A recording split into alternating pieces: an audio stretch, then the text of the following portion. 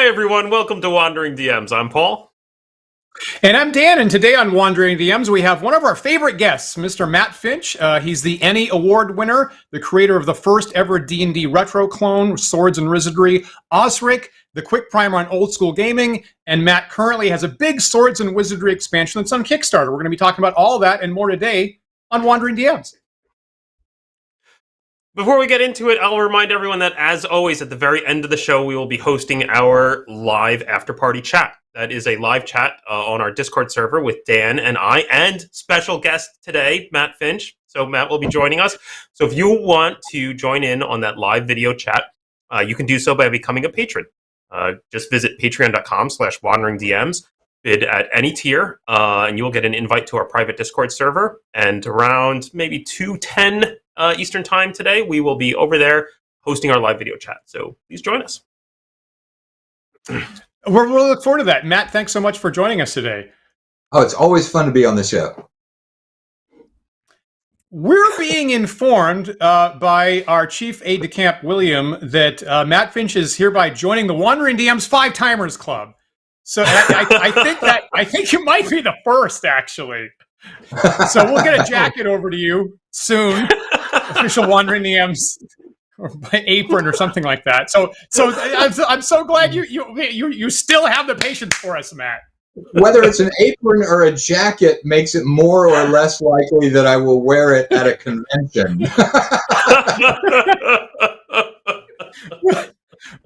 We'll discuss in the after chat which is which, fans. So you tune in for that.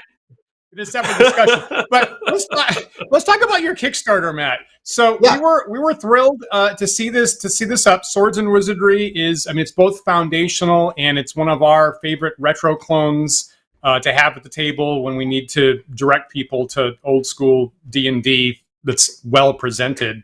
So maybe start by telling us there's a number of books you've got going on here. Maybe give us an overview of what you got in this Kickstarter.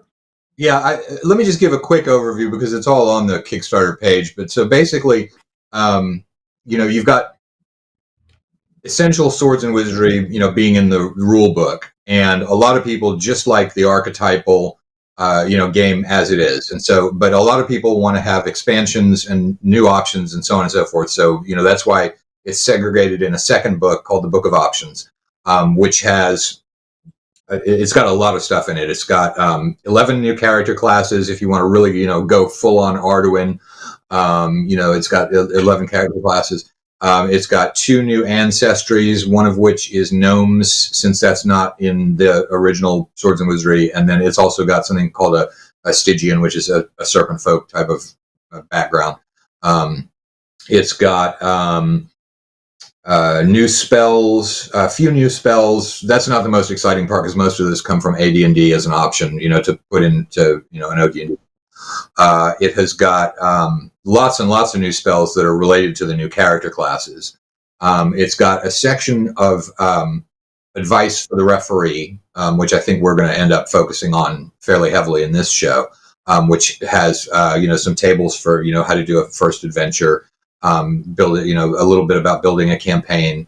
It's got a discussion of alignment, the 3 axis alignment versus the 9 axis alignment.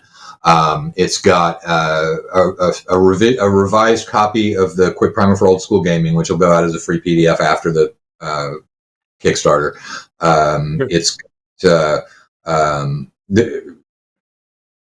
I guess that's pretty much it. Oh, and a bunch of encounter tables also in the Book of Options, which ties into the monster book that's going out with it, which has got 300 new monsters.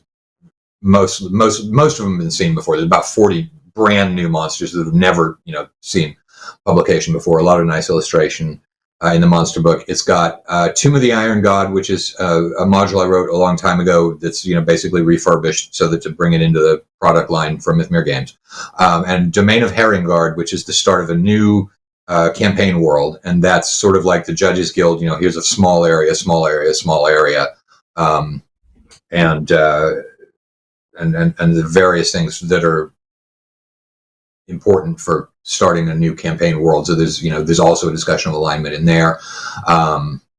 about, a little bit about planes, so on and so forth. So that's the overview of the Kickstarter as a whole. There's there's a ton of new material coming out. So that's the overview, and then we can dive into whatever parts of that you guys want to talk about the most. So viewers, to be clear, the three of us here kind of want to dig into like theoretical D&D stuff and Matt's revision of the old school primer that we have been waiting for a number of years, actually, and things like that. Before we get to that, let me ask this, Matt. So you have a bunch of new classes here, including like Bard, Barbarian, Illusionist, something like Cavalier, an Elf Blade, things like that. And Paul and I have kind of a very long-running occasional series on what we would refer to as subclasses in D&D. So I'm kind of wondering what the mechanics are. And I have a love-hate relationship with it, honestly. I go back and forth about the best way to present, the new classes that players obviously want. So one thing I was wondering is that D&D has cycled back and forth between are your new classes subsets of old classes. So like in first edition, clearly, if you're a druid, you also have to follow all the rules for clerics and all the requirements for clerics automatically. And then you get to third edition, and they were careful to make all these classes totally independent. And now interestingly, with next fifth edition, they're going back and they're again consolidating these classes into class categories exactly the way they used to do in second edition. So would you want to call your classes subclasses? Are they referring to major classes, or are they totally independent all the time? They're totally independent all the time. I'm not, I don't think of things for the most part as being, an overall class and then a subclass. I think that caused some problems with second edition D&D, having, druids and clerics both as subclasses of a priest. I think that, especially given that this is a book of optional material that we're not trying to get people to necessarily put into the game, it's just like, here it is. You can put it in if you want to.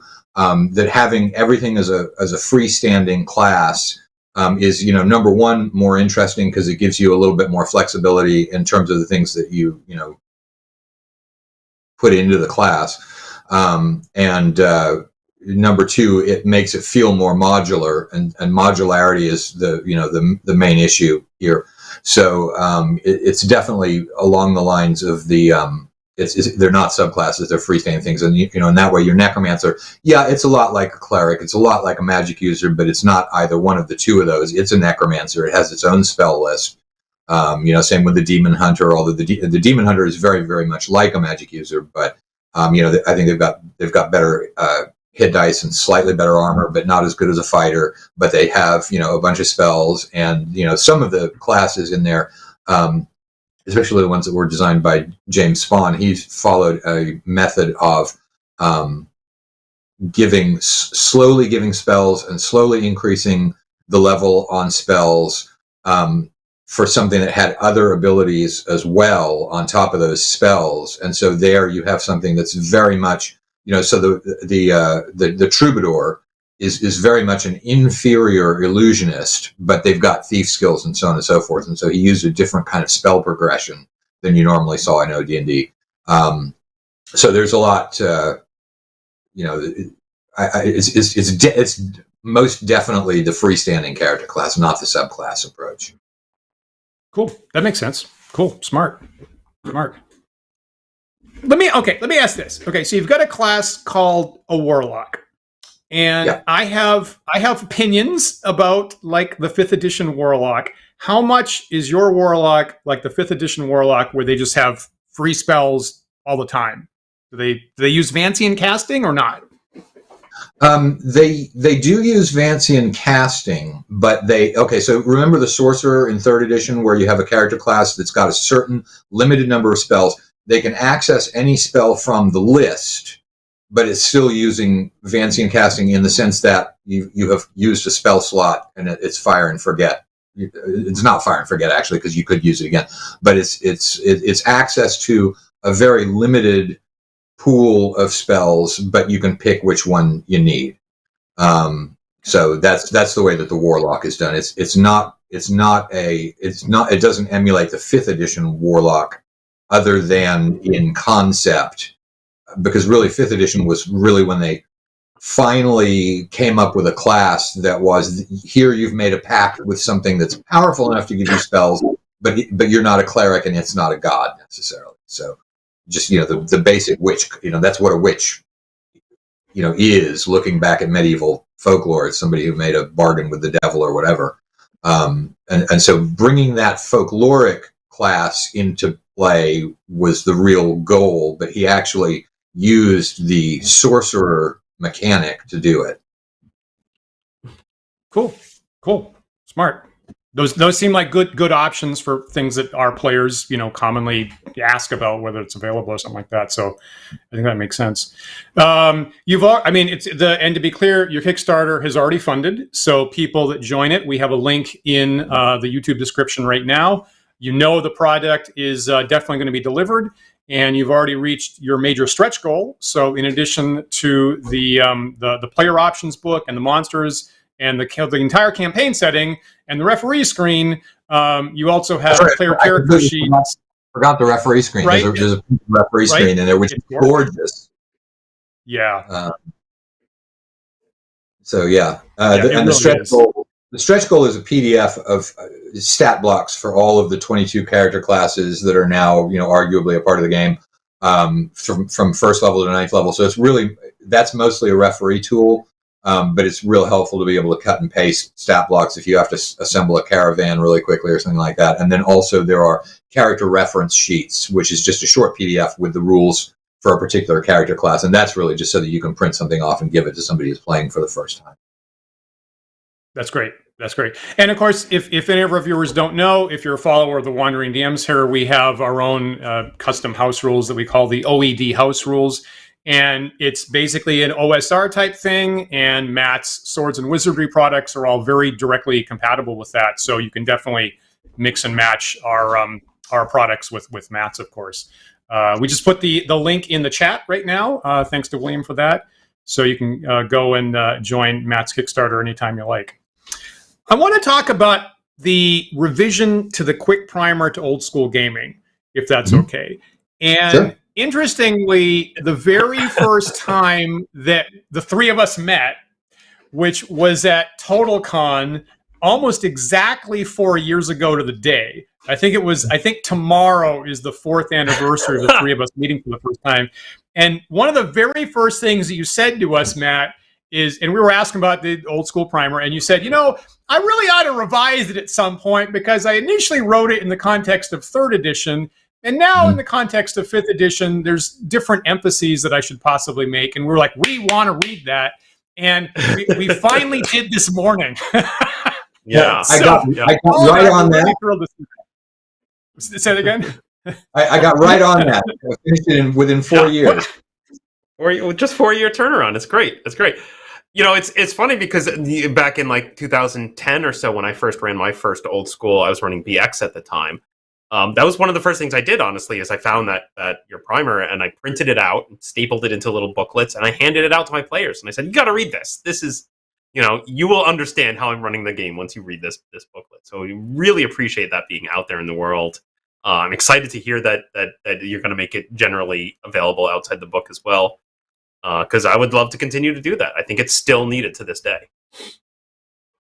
Yeah, I think so. I had a conversation with somebody or other who was, there's still always the issue of how do I introduce people to, old school gaming. And he was talking about how, the general advice on the internet is, lie to the players and tell them, it's basically the same, and then try it out. And I was like, I think that's terrible. I hate that so much. I'm sorry. I hate that so much because people have done that to me. Like I've had that done to me at conventions, and I'm enraged by it. Yeah, it's like gamers are not stupid, especially when you're talking about games. Right, exactly. So right off the bat, right? So when I read your introduction, and it's it's thoughtful and it's clever, and it's if you were hunting on this on your own, don't read the introduction, just read the rest of it. But if someone handed it to you like Paul did, you should read this introduction about what this is about. And so right off the bat, the idea that there's, kind of two ends of a continuum of how you do role playing. And interestingly, on mine at the moment, I'm currently going through Peter Perla's The Art of Wargaming, which starts with a couple chapters about the history of wargaming, where this kind of hobby comes from.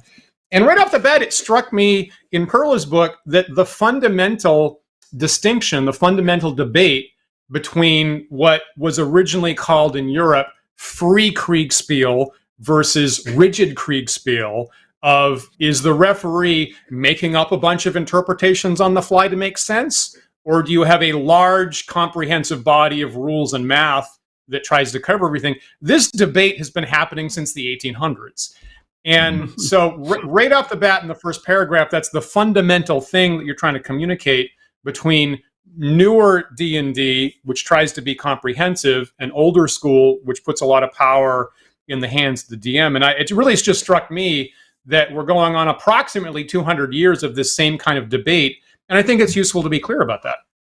And I think it's fundamental, it's a fundamental divide between games pretty much of any kind. Is there a human component involved in the refereeing of it, or are you trying to keep that to an absolute minimum because you're trying to be, usually the goal is to be simulationist by having the rules, but it also fits with a certain mindset of player, having the rules comprehensive. Usually it's a player that doesn't entirely trust the person who's been given this big role of interpreting, and they'd rather not have a person in there so that they don't doubt the outcome. It's just two different psychologies, not that one's right or wrong. But yeah, I do think it's picking up something that's very fundamental to games in general. What would you say is the top things that you felt you had to revise in this new draft? Well, the first thing is boring, but it's just terminology, because the first one was written, contrasting two approaches, and the terminology being used for the new school description is simply wrong nowadays, because it was using third edition terminology, and now most people coming to this will have started with playing fifth edition. So I was switching from talking about a spot check to a perception check, very small things there. And I also tried to downplay a little bit the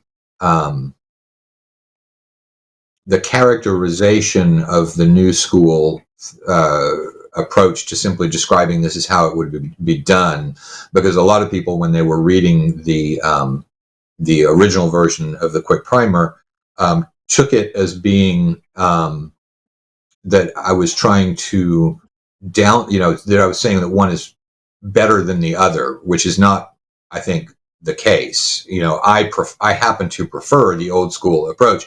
What I'm trying to do is not argue one versus the other. What I'm trying to do is say, I happen to prefer the old school. This is how it's done. So that's really the issue. So it's probably that. I downplayed slightly. Well, I didn't downplay anything, but it seemed to me that the fundamental issue, and it's very close to the rulings not rules thing, but was using the word improvisational. The rules have an improvisational element to them in an old school game, and that, I think, zeroed in more on what's really going on in terms of characterizing what I was talking about. So there's that new emphasis. The word improvisational shows up several times in this one. I think that's great. That's it's a word I use often, just when trying to, at the table at a convention, trying to explain how what we're about to play is different from what perhaps the players are used to. Is I will say I'm a very improvisational GM. I'm going to make up a lot of stuff as we go. I like also, something that really jumped out to me in reading it, and I see what you're saying about like sort of. I remember in the original one there was some text there about like, hey, the modern style GM sounds kind of boring, but because I'm just trying to exemplify the differences. And right. I understood what you're saying in that, but also I could see how that maybe took away from the message a little bit. So I was actually I was pleased to see that, kind of just get rid of that. And what I did also was took out the characterization of that, of that new school DM and just said, these are the procedures that would be used in 5th edition, as opposed to these are the procedures and the points at which there is a decision that has to be made by the referee using the old school. I'm trying to find it now in your new text that I was looking at this morning, and I'm failing to find it. But there was a point there that you made that I thought was fantastic, which was about how often the referee is also surprised, and I feel like that's such a great observation. That popped out at me as well. I actually also quoted that same thing. The referee will be just as surprised by the results as the players are. That's my favorite thing about the sort of old school DMing approach. Is that you're surprised a lot. You're playing a game as well as the ref. In your role as the referee, you're still playing a game, and there's plenty of room for surprise to happen in there. And if you really, to a ridiculous and degree, but theoretically, if you did have a game in which everything really was simulationist and every rule was covered and it just came down to a die roll, then taken to the absolute theoretical extreme, that's really just a roll, just a situation in which you're rolling dice and watching the world go by based on those random results. And I'm certainly not saying that that's what new school gaming is, but that's the problematic direction that's headed in. Just as the old school, if you want to look at a problematic direction, it's something that has no rules at all, and it's just people sitting around and talking, and then it's not a game anymore. But those are the two sort of theoretical extremes. Right. Agreed. Personally, when I was reading this, I got a sense of you being very both aware of currently published D&D and also very generous towards it, frankly. So the version here comes off as like, here's 2 possible approaches and consider for your personality which one matches the best. And your examples, having tuned to the current mechanics and the current terminology, display, awareness of the specific details of how exactly 5th edition would run. We've had, some other commentators, and we've had some guests on the show that are even more ideological in that, and they're just new school gaming sucks, end of story. That's as much analysis they put into it. So the fact that you have the specifics nailed down, I think really gives a lot more weight to your analysis as you compare and contrast the two. So I thought that came off very, very generously myself. Well, 5th edition is obviously, it's a very, very popular game, and it's things have been moving in that direction, although more with 3rd edition. So you can't just dismiss the fact that tons and tons of people really enjoy that style of game. But the question is, there are, I think, a lot of those people who actually would enjoy an old school approach more. It's just they don't know it because they're not seeing it out there. It's not, the OSR is fairly big and fairly well known, but it's nowhere near the kind of reach that Wizards of the Coast has in marketing, Dungeons and Dragons. So, we're still very much the underdog approach in the world. Yeah, I definitely appreciate the tone in there, though. I know that it's very difficult in writing to say, there are 2 different ways of doing a thing, and this text is opinionated in that it wants to do it this way, and I want to exemplify the difference between my way and the other way without necessarily saying that the other way is bad, right? Yeah. So I very much appreciate that. Like, there are just 2 different ways, and our opinion is we want to do it this way. So I think that's wise, right? I think that's, I don't know. It's nice to see it presented that way, I think.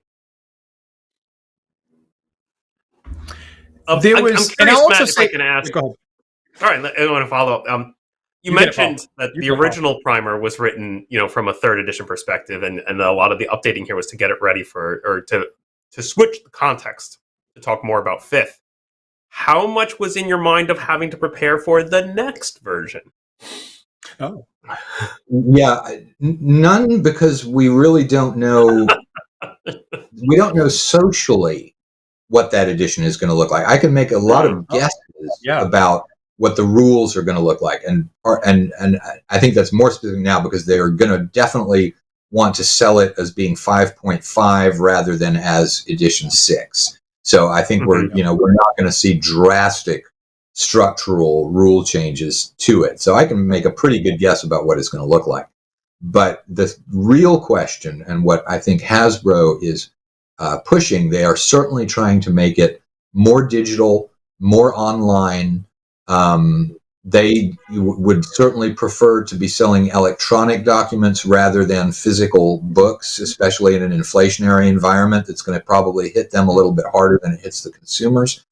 So I think we're going to continually see more and more pressure to get online with the game rather than to sit down with a bunch of friends and play, even though when you sit down with a bunch of friends and play, you are, I think, way more likely to stick with that game and keep playing it. So, I mean, I think that's in some ways, as one would expect a large company to do, they're focusing on the more immediate bottom line rather than on the very long-term arch of what their products are going to have continuing customers and so on. But corporations do tend to be more short-sighted than they ought to be.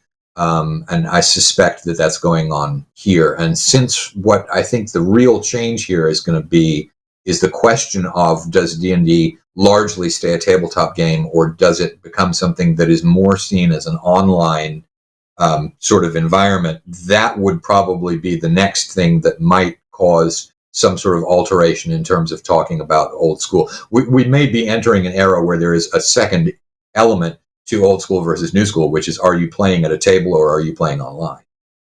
Yeah. Fascinating. I mean, that is actually these days the first question I ask people when they start telling me, like, oh, you play D&D, I like play D&D too, I'm playing this kind of campaign, and the first question I always end up with is, are you playing around a table or online? It seems to be the major breakpoint these days. Fascinating. That's whoa. I'm filled with existential dread all of a sudden.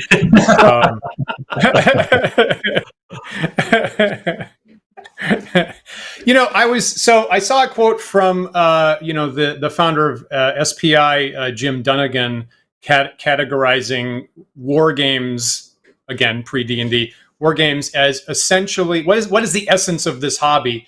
It's a non-linear communication between humans, was his take on it, which is not something I would have thought of, but it's an interesting perspective. It's fundamentally about communications between humans.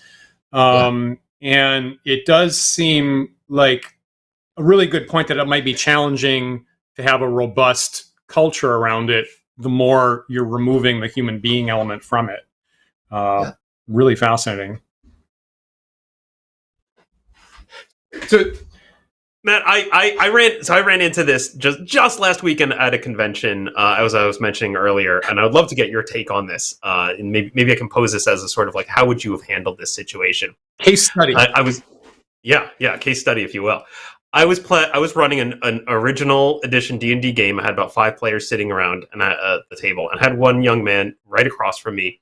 Handed a character sheet that was a halfling thief.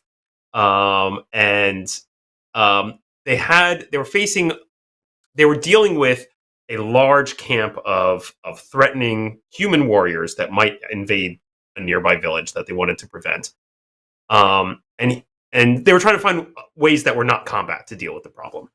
And he's looking at his character sheet and he says, "Oh, can I use my charisma to convince them to go away, to just not attack the village?" And I thought it was such a fascinating thing for me because I'm like, you're almost there, but you're not quite. I'm curious, I guess, do you agree? And like, how would you respond to that question? Well, I'd be like, first of all, all right, what's your charisma? Do you remember roughly what it was? Was it low, high, medium? Yeah, no, that's I think the interesting thing, and I think where the question was coming from, because as you looked at his character sheet, sure enough, his character had a 17 charisma. Great. All right, so all right, so here's your character. Keep in mind, visualize this situation. You're really short. You're looking up at these large, human fighters out there. They're looming over the top of you. But you're very persuasive because you've got that high charisma. So, think of your, now don't put down the character sheet for a second and just visualize these people there. Okay, now what are you going to do? Are you going to step forward and strike a pose, or are you going to be, friendly? Give me an idea of what you're how you're going to kind of approach it. And then as the thing moves on, it's like, well, it's a question of what do you say? This is just, you and me right now. It's not the character sheet. This is you playing a character. So what is it that you want to say, visualizing this situation? That's how I would approach it. There's a nice way of it's great, and I love that you're emphasizing like put down the character sheet, right? Because that's the thing I was struggling with, is that I think he was really looking at it as like, I'm looking at my character sheet, I see a big number, I want to use that mechanic, right? And so he was focused on the mechanic rather than the situation. And I was like, I like what you're asking. I like that you're thinking about interesting ways to accomplish the goal, but I couldn't figure out how to communicate this notion that I had in my head that it's more important what you do and your ideas, and your stats may influence it slightly. You might have a slightly better chance because you have that big number. That's the big thing in there, is that you do want to tell people, here's what that does. And so if you dial back to the thing I was saying, okay, you have a 17 charisma, that means that you're very persuasive. And so it's telling them, this is what I think that stat does. This is how it works. It makes you persuasive. Now, let's get into the situation where you're visualizing it, with you knowing that your character is quite persuasive with a 17 charisma. But not, but that also says it's not going to be a die roll or anything like that. This is what that stat does. It means that you're going to be persuasive. Nice. I like it. You have a point. You have this point in your second Zen moment, which is player skill, not PC abilities, where you've got a piece of advice that says things are going well if people are reading the other people at the table, and not going so well if they're reading the player character sheet for what they can do next. Let me ask this. I've gotten in a little bit more lately of occasionally calling for the classic mechanic of roll a d20 and roll under your ability score for something. I don't do it a lot, but I've done it a little bit more lately. And some of our viewers have critiqued that as saying, oh, but that emphasizes the ability scores more than traditional original D&D expected. Do you do that very much, Matt, or is that verboten for you? No, I do that occasionally. I don't do it very often, but that's mainly because a lot of times I use a saving throw for the same thing. Just, make a saving throw and we'll see how you do, which is similar, but that does emphasize the attribute scores less. But, I'm not at all doctrinaire about the idea that because OD&D didn't emphasize the attribute scores, that therefore you should never use or emphasize the attribute scores. I don't really have a distinction with that way or the other. I mean, I tend to think of things as, you've got an overall toolbox, mental toolbox as the referee, and in it you've got the various modes of rolling dice, with the most common ones being a to-hit roll, a saving throw roll. One of the things that could be in there would be, rolling under your, rolling under an attribute score. Roll a d6, and on a 1 or 2 it's success, or on a 1 or 2 it's failure. There's just a bunch of different die rolls that most people have that they're more or less likely to use in a particular situation. And I don't tend to feel that one of those necessarily has to usually be used in a certain situation, unless you've used it a lot with your players, and your players are expecting that that's going to be the particular way you do it, and then it's kind of like a house rule, and that's kind of the way that you do it. But I don't think I don't have any opposition to the idea of trying to roll under the attribute score. Although I will say that if I'm really that focused on a thing, I might actually go more with the involving difficulty in it as well, because the roll under the attribute score has no appreciation for how difficult the task is. All tasks are equally difficult, and it only has to do with you. Whereas, we've seen brought into D&D over the years the idea of a difficulty class, where what you're rolling is trying to hit a target number with a bonus possibly coming from your stat. And I might be equally inclined to, dream up roll a d20, you're trying to beat such and such a number, partly just because I add more easily than I subtract, which is probably alien to you, Dan, because of the statistics background. I'm highly, you know what, I actually think about this a lot, Matt. This is actually part of something I deal with in my mechanics a lot, is we all know that's true for everybody, including me, of course. Yeah.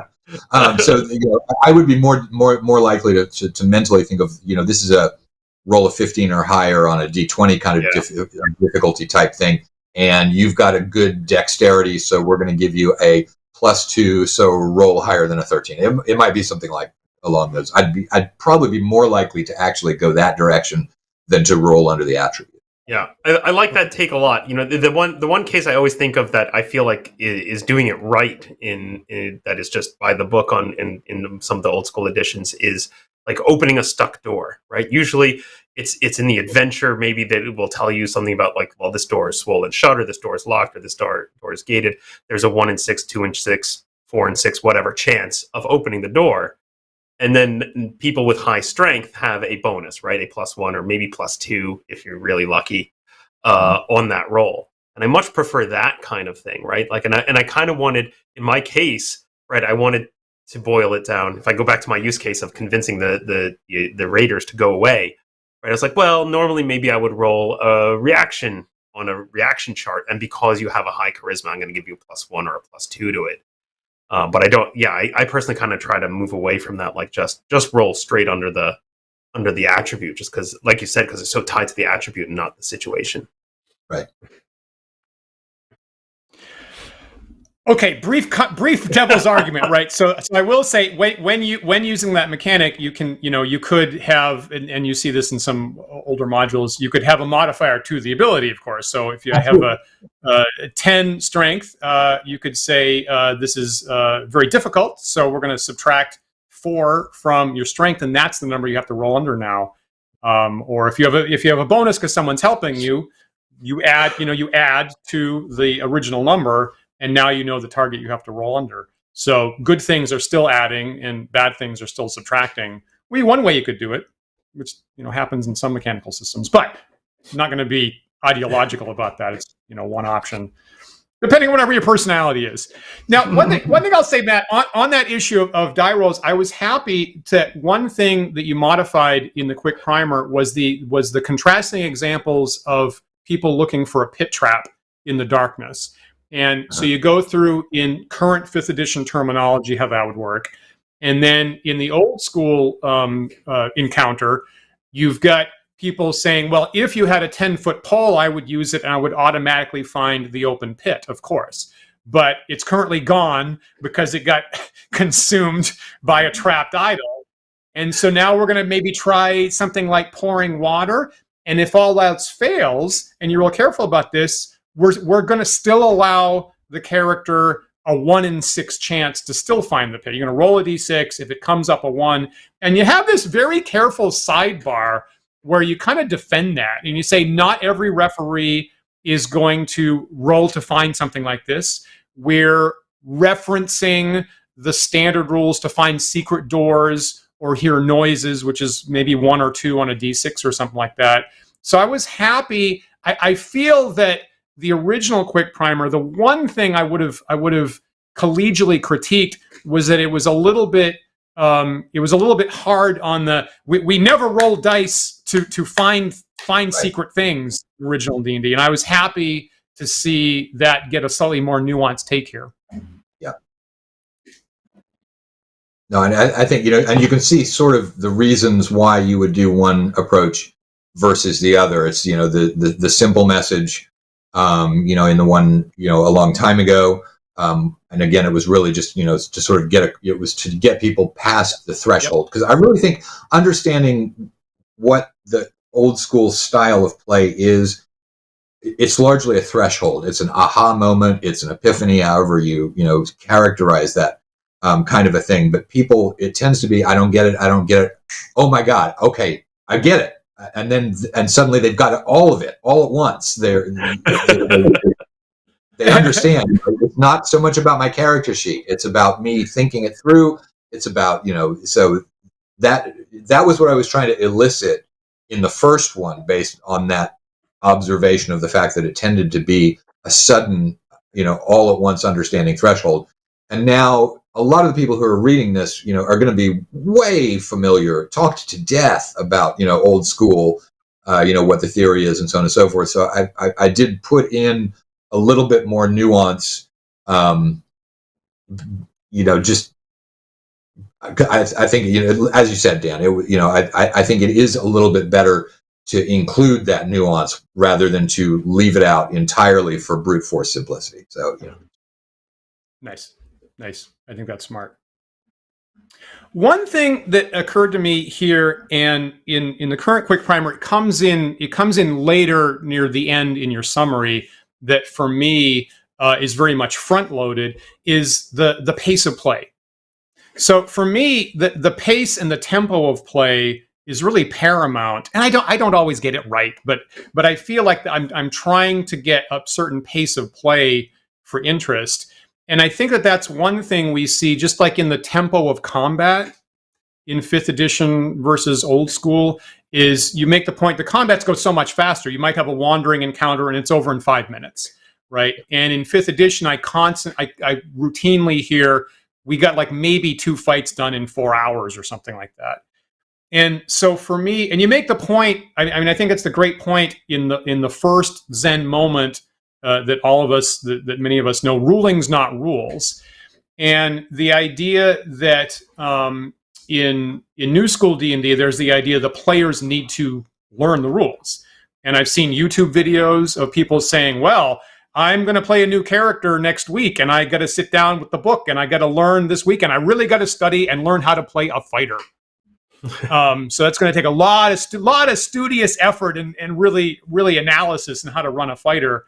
Whereas in old school, there was the expectation that you could throw players into the mix, not have them learn any rules.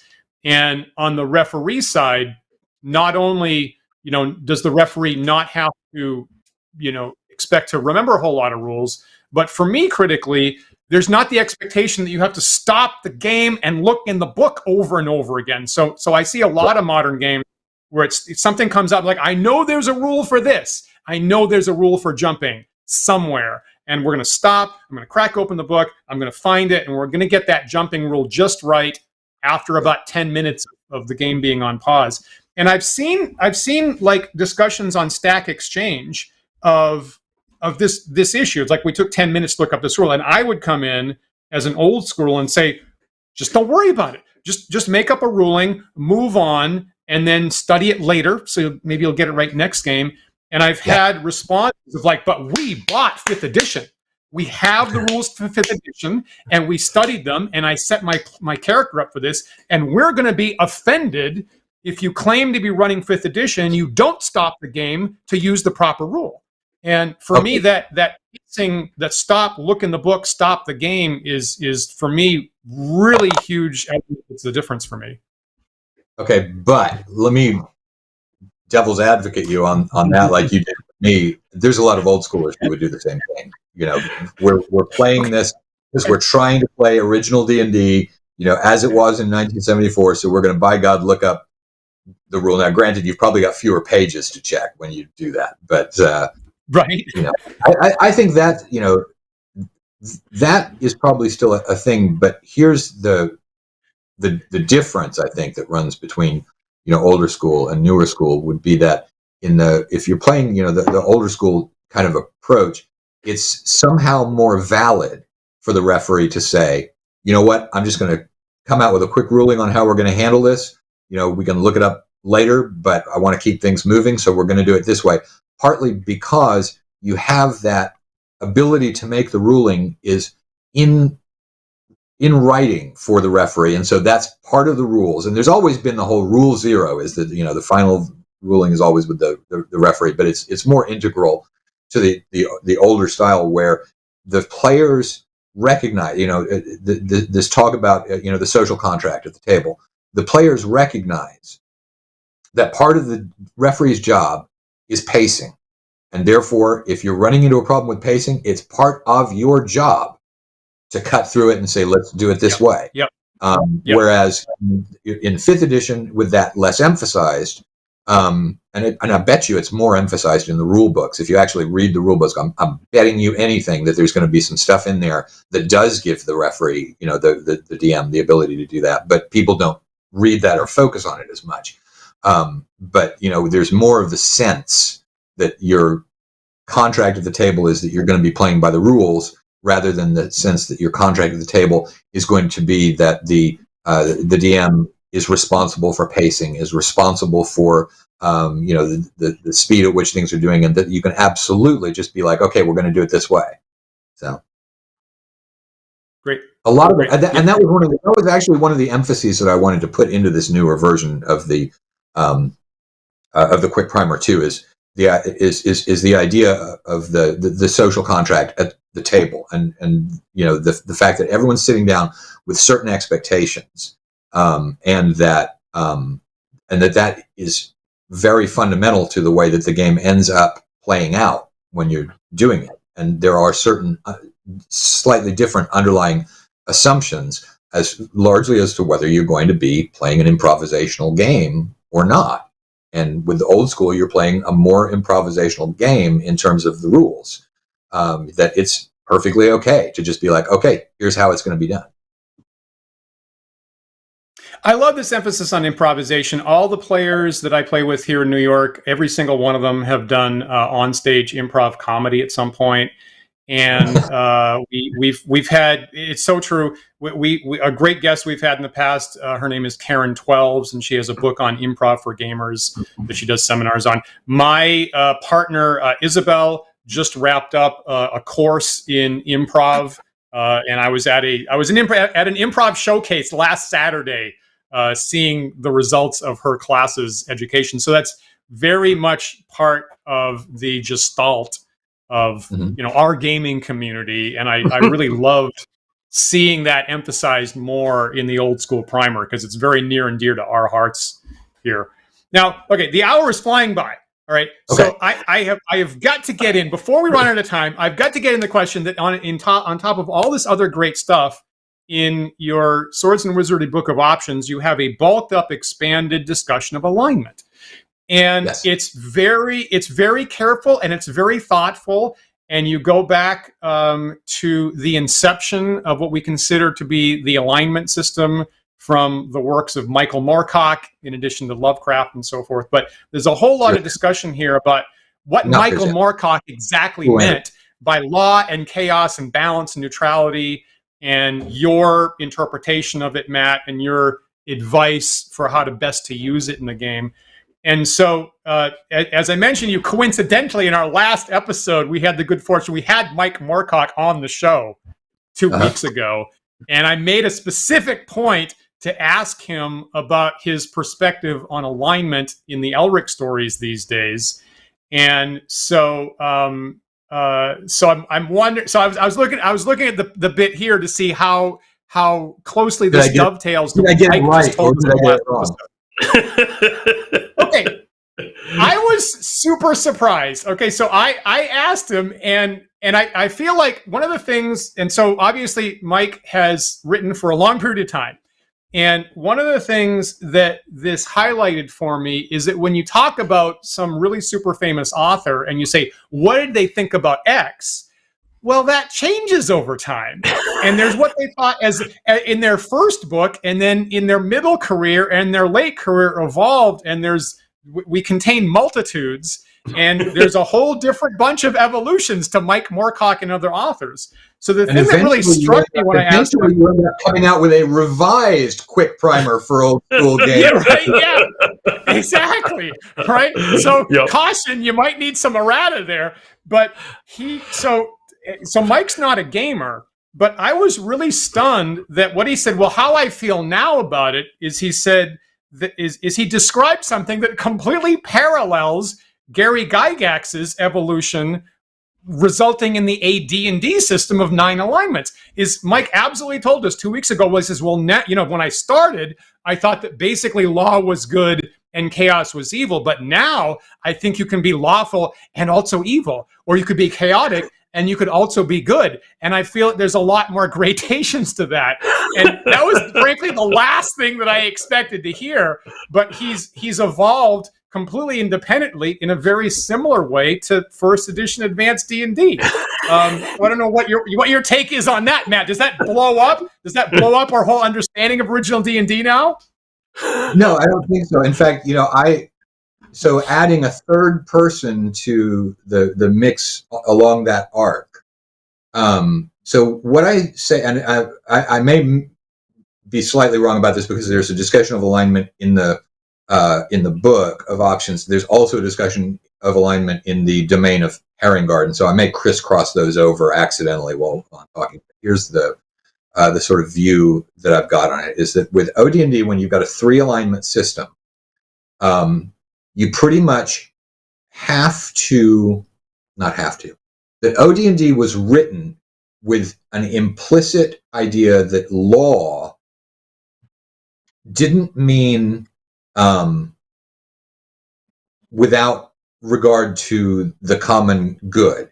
That law, as it's described in OD&D, presumes that people at various levels of a hierarchy are still operating for the common good. In other words, goodness as opposed to evil, and so what you get there is something that corresponds much more to the sort of medieval Catholic notion of a divine law that includes good and generous and mercy, and list any of the chivalric codes, to get the other stuff that's implicit within law, and that this idea of brutal, don't care sort of law that most people ascribe to Moorcock, that only really makes sense in a gaming environment when you have the 9-point alignment system. Because there you've got that, but you've also got, lawful good and lawful evil, and it makes perfect sense, to divide it out along those lines. And there are reasons to do that and not to do that, which I get into in the book. Like, for example, because what it does is it increases the complexity and the difficulty of your team. If there are only 3 cosmic teams, then you get a much more interesting set of strange bedfellows. And I think I even mentioned, Name of the Rose as being the thing that I was trying to do. That in the Catholic Church, in the Name of the Rose, you've got different monastic orders that are very much opposed to each other in certain ways, but they're still on the same team. And so in your OD&D 3 alignment system, you're more likely to get that kind of strange bedfellows, whereas a role-playing, going beyond just the label of alignment, that in the role-playing of those different groups, that there are going to be some real difficulties in dealing with each other, which leads to interesting political situations. It leads to, more player decisions about, do we really want to back these guys? Maybe we want to crisscross, over our alignment, because so it's a much deeper, more flavorful kind of thing. But on the other hand, if you're playing with the 9-point alignment system, then you get something that is much more cosmically workable. And, again, I do tend to favor the OD&D approach when you are including the idea that, law also presupposes certain ideas that we would describe, having seen AD&D, that we would describe as being, good versus evil. So, and like I think that makes sense. Here's a way you can do it. Here's what that leads to. Here's how this actually plays out in practice. Yeah. And we've seen, Gygax writing that was his intent initially, right? And then he evolved into something else. And in your new book here, you also have a discussion of the Holmes 5-point alignment system as a possible option, and how that works in late original D&D, early AD&D. So I think it's, again, a very thoughtful, very solid analysis of where it all comes from and how best to actually use it in the game, which is ultimately the important thing. Yep. Otherwise, theory. We are just about out of time, Matt. I wanted to give you a chance to say: is there anything about the Swords and Wizardry expansions Kickstarter that you need to get out there that you haven't had a chance to talk about yet? No, I don't think so. I mean, the main thing that I'm telling people is it's all optional. What we're not trying to do is we're not trying to make the game more complicated. We're trying to say, here's a book of multiple discrete options that can be picked and chosen and cherry picked and brought into the game to make it more fun. But the official game itself, is still the basic rule book, Swords and Wizardry Complete Revised, because otherwise it becomes, if you tried to play with 22 character classes, that's beyond any group's ability to mentally assimilate, and more importantly, any referee's ability to assimilate all of that stuff. There, you're starting to fall into the second edition trap of having a relatively simple game, but so many different options for it that you create complexity in and of itself. So, but as options, I think people are going to find some really cool stuff in it. Cool. Super cool. Dan, any final thoughts? Okay, one final question to Matt. You make the point that basically any adventure needs a time element, and we're up against our time right now, so it's on my mind. Do you agree that in order to have a meaningful campaign, accurate time records must be kept? No, not necessarily, but I do think that you've certainly got to have the feel that there is some kind of race against time.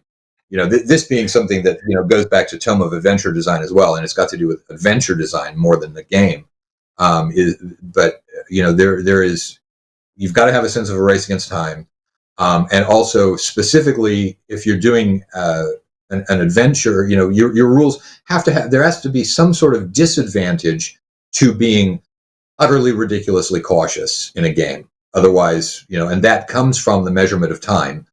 So for example, in a dungeon, wandering monsters is actually wandering monster checks that establish the most important element of time in a dungeon, is how often are those coming in, because that's the only downside to not being super careful.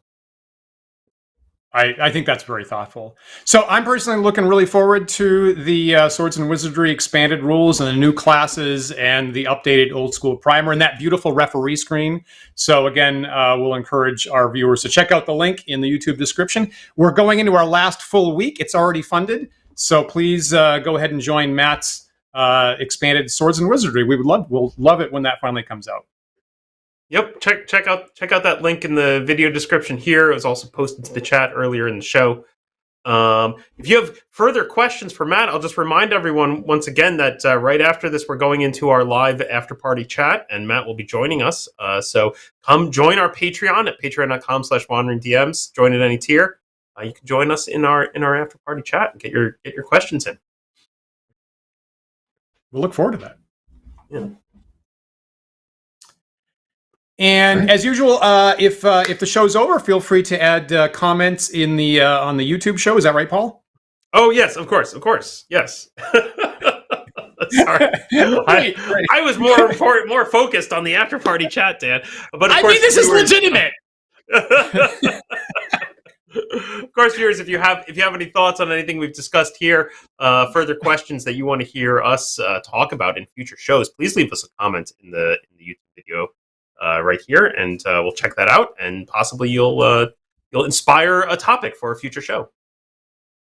Yeah, and remember, you can like, follow, and subscribe to us. We're on YouTube, Twitch, Facebook, GitHub, places like that. We have the handle Wandering DMs on all of those sites. So please tear down that like button.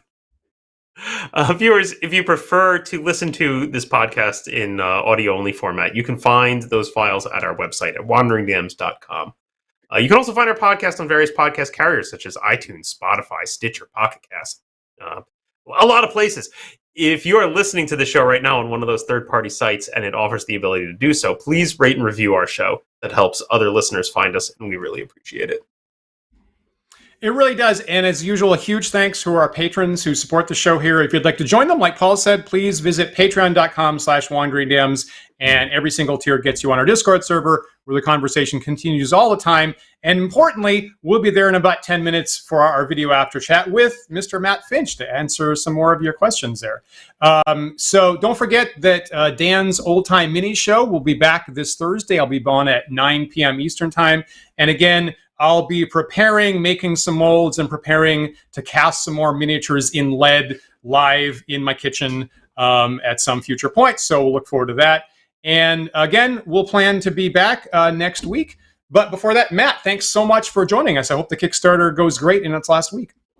Thank you for having me. And I hope it does great too. That's the best. We are live every Sunday at 1 p.m. Eastern Time. So please join us again next week for another thought-provoking discussion. We'll see you then.